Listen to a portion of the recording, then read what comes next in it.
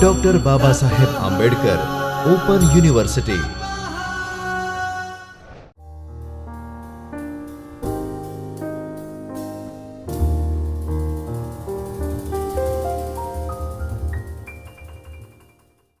Namaskar friends, I Dr. Jaini Shah welcome you to Dr. Baba Saheb Ambedkar Open University's video lecture. Friends, today we are going to learn unit number 9, that is Literature and Other Arts, which is a part of FYBA English paper number 1, that is Introduction to Literature. Friends, in this session we are going to learn about literature, other arts, relationship between literature and other arts, and the purpose of this relationship. Friends, let us begin with literature. Literature is something that has profound human significance, as it is inspired out of life and also it grows out of life. Friends, when we read great books, we come closer to life and the understanding of human nature. Literature is related to, or it is interlinked with, society, culture, history, psychology, other arts, etc. So friends, let us begin first by understanding what exactly is literature. Literature, in its most general meaning, is any body of written works. The word's Latin root, which is litera, it means letter or handwritten. This word is used to refer to all written or printed accounts. Now, any written or printed materials include newspapers, magazines, instruction manuals, pamphlets, brochures, dictionaries, encyclopedias, also books on science, medicine, mathematics, etc. But friends, these are not considered to be literature. So now the question comes, what is literature? So we come to a more specific meaning that the word literature has acquired over a period of time. Friends, literature now is considered to be a written work of artistic, superior or lasting merit. Friends, Merriam-Webster dictionary defines it as writings having excellence of form or expression and expressing ideas of permanent or universal interest is called literature. So now, as you know friends, that various forms or shapes in which literature is written actually are novels, novella, short story, drama, poetry, etc. These are the major forms. When these writings express the ideas of permanent or universal interests having universal appeal, for example, love, hope, joy, the concept of good versus evil, and many more, is what we call literature. Producing literature of permanent and universal value is an aesthetic exercise, and hence it is considered as a form of art. Friends, literature is considered an art which involves creativity, hence it is one of the various art forms. Further, to have clarity regarding what is literature, let us take a look at the 4 elements which are integral to literature, and these elements are stated by W.H. Hudson in his 1913 work which is called An Introduction to the Study of Literature. These 4 elements that he has stated are intellectual, emotional, imaginative and technical. Now let us see what intellectual element means. Intellectual element is an element of thought which the writer expresses in his or her work. Friends, in literary writings, mostly an idea or a particular thought predominates the entire work. That is considered its intellectual element. Next in line is emotional element. Friends, literature is often a result of emotional upsurge, or we can also call it emotional outcome. For example, consider a definition given by William Wordsworth when he defined romantic poetry. He said that romantic poetry is a spontaneous overflow of powerful emotions. This forms the second element, that is the emotional element of literature. Now the third in number is element of imagination. Friends, as you know, literature is not just factual, but it is fictitious and imaginative. So imagination is a strong source of producing creative literature. Creative writers are often stirred, they are moved by intense vision, and through their writings they arouse similar vision, similar thoughts in the minds of the readers also. The final and the most important element of literature is its technical element. This is related to the craftsmanship of, it means craftsmanship and organization of thought, feelings and imagination.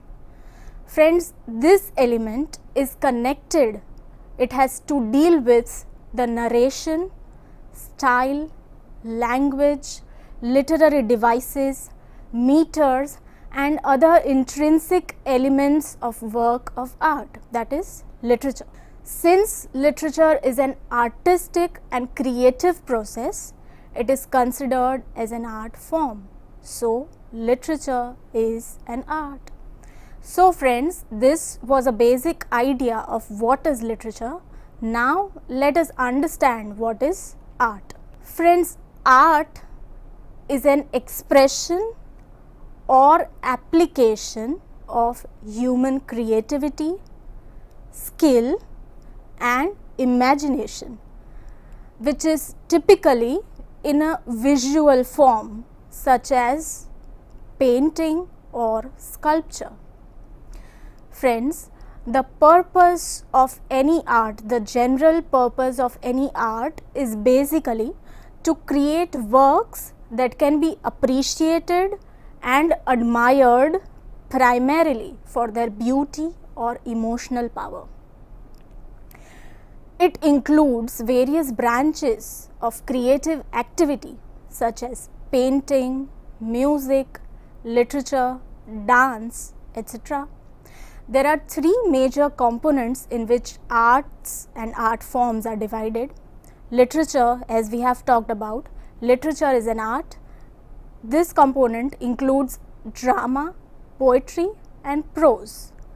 Another component is performing arts, which includes dance, music and theatre. And the third component is of visual arts, which includes drawing, painting, filmmaking, architecture, ceramics, pottery, sculpting and photography. These forms of art are the branches of learning and are tools responsible for arousing sentiments, aspirations or opinions of the audience. Now friends, since we have understood what is literature and what is art, let us proceed further to know about the relationship that exists between the literature and other art forms. Now, we shall be talking of the combination of literature and arts. As established earlier, literature in itself is an art form. If we try to put these concepts in black and white, literature is carefully chosen words that paint visuals upon a page for the theatre of the mind. Let us understand what it means. Here, carefully chosen words mean that the written or literary text. The phrase paint visuals upon a page means that when you read a book, you try to imagine the events or happenings that are narrated in it, and they create images in your mind since you visualize them. And the phrase, the final phrase, for the theatre of the mind, means that while reading the text, you try to understand the meanings and interpret them with your cognitive agencies, that is, you apply your mind to it. For example, let us take the famous poem Stopping by the Woods by Robert Frost. There are certain lines, for example, my little horse stops between the woods and frozen lake, the darkest evening of the year. The woods are lovely, dark and deep. Friends, when you read or listen to these lines, there is a certain image or a certain visualization that is created in your mind. So, when you imagine a horse by reading these lines, you imagine a horse in your mind, you imagine a dense and dark forest, you imagine a snowy evening, also a frozen lake. So, this particular concept has often inspired many artists to create visual objects based on mental images that literature produces in one's mind.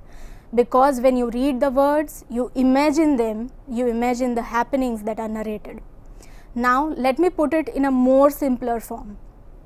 Friends, dramas are a form of literature which are primarily written with stage directions, setting, plot, characters, dialogues, etc. But the primary purpose of writing any drama is that it needs to be performed on the stage. Now, performing a drama on stage is a collaborative effort on the part of actors, directors and set designers who bring the written words to life. So, theatre is an art in which literature gets realized. For example, let us take Greek tragedies or plays written by Shakespeare. All these dramas have been performed on stages since centuries and they are still getting performed on the stage. Friends, Aristotle's Poetics also deals with the same concept. Further, the Bible has also inspired the paintings and sculptures of artists and painters like Leonardo da Vinci and Michelangelo. Further, as technology progresses, filmmakers are also able to take the written words into more fully realized form, that is the visual form, including movements, sound effects as well as special effects. So, some classic novels were adapted into movies which you might have watched, like The Godfather, Twilight, The Harry Potter, A Game of Thrones, etc.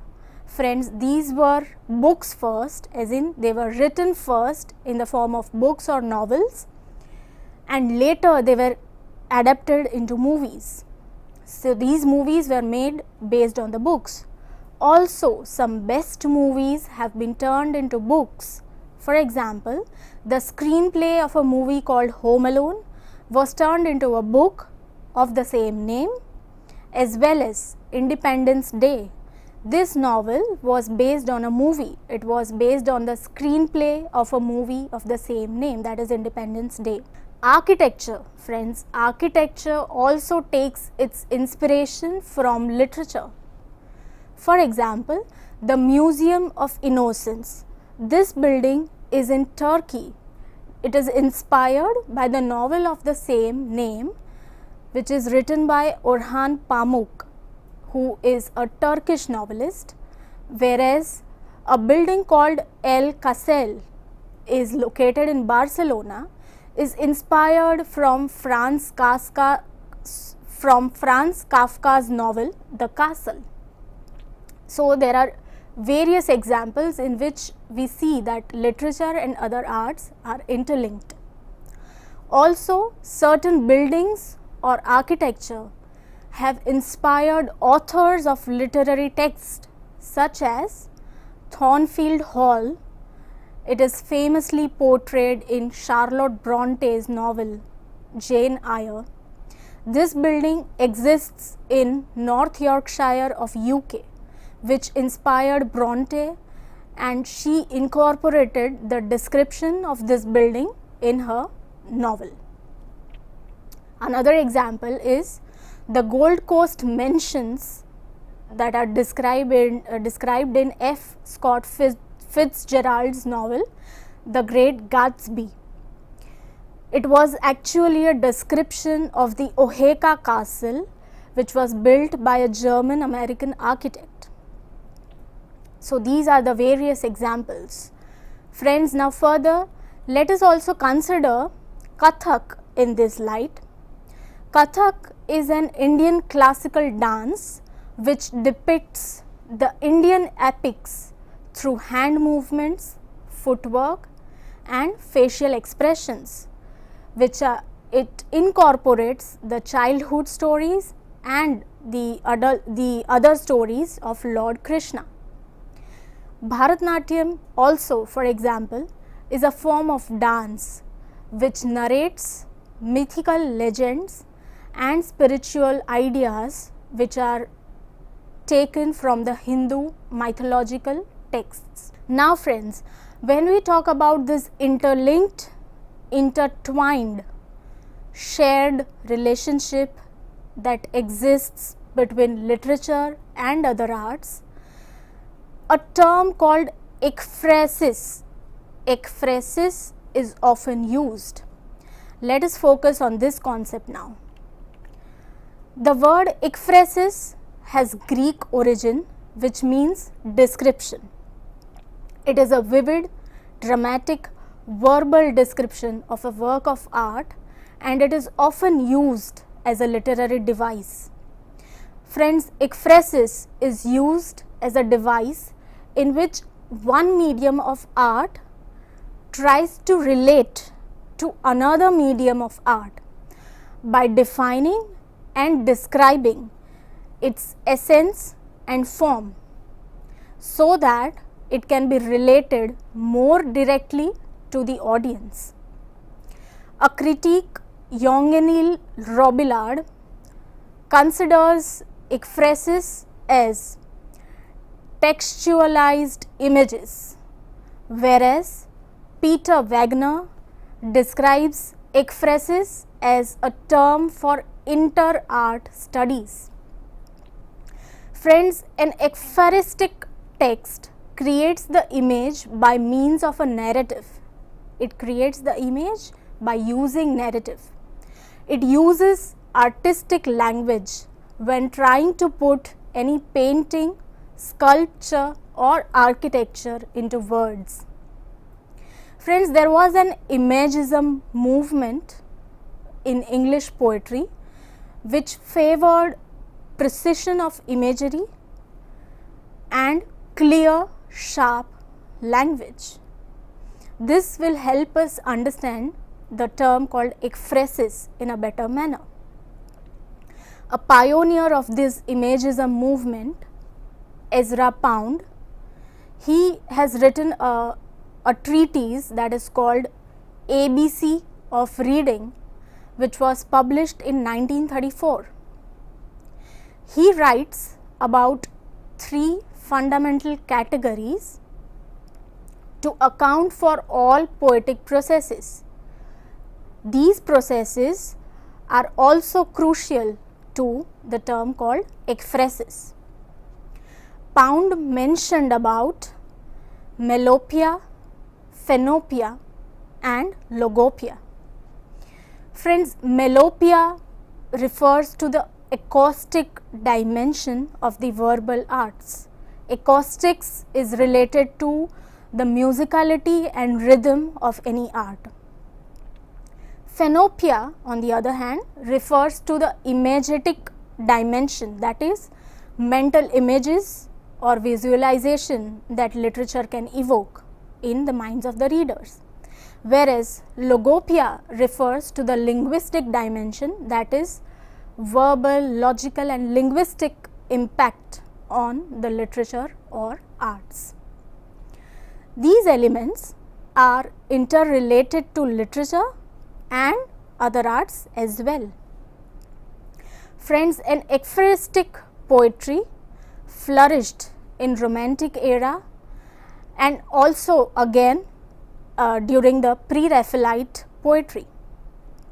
Let us now consider certain examples of ekphrasis which will give you a more clear idea of what actually is this concept.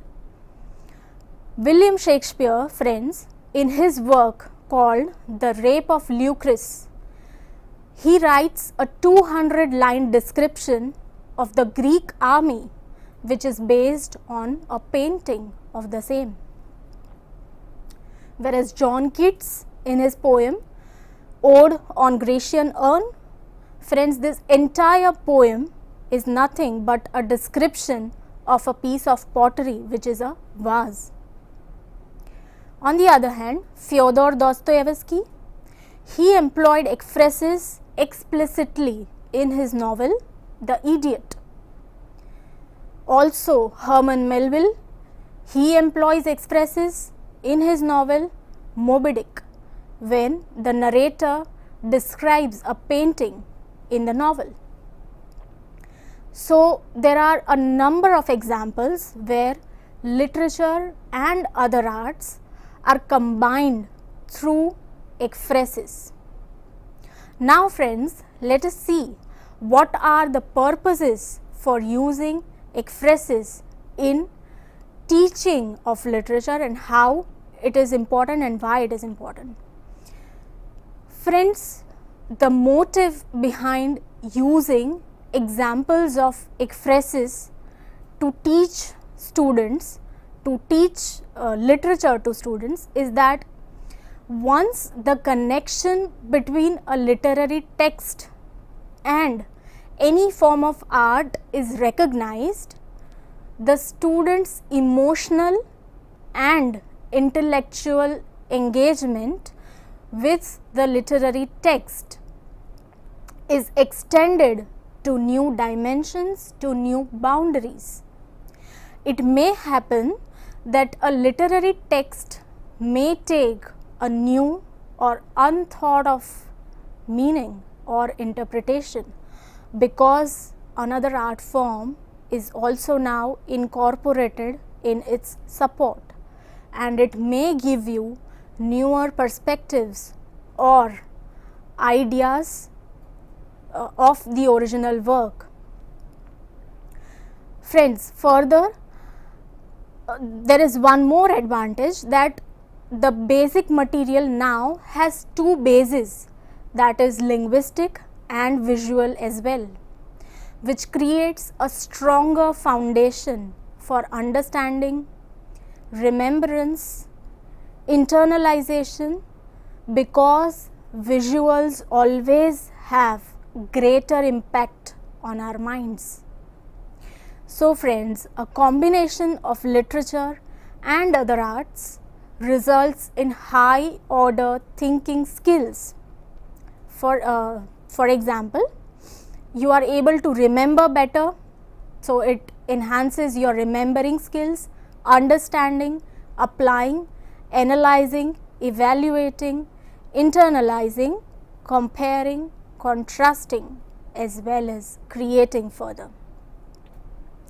Before I conclude the session, I would also like to bring to light a dialogue exchange that happened between Socrates and Phaedrus. Socrates talks to Phaedrus about the relationship of literature to painting.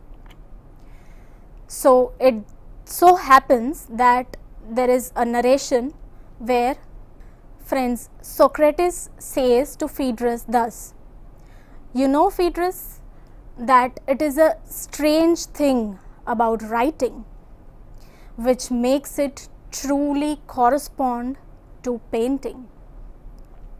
The painter's products stand before us as though they were alive.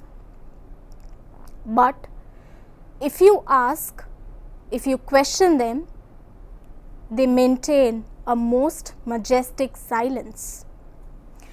It is the same with written words. They seem to talk to you as if they were intelligent.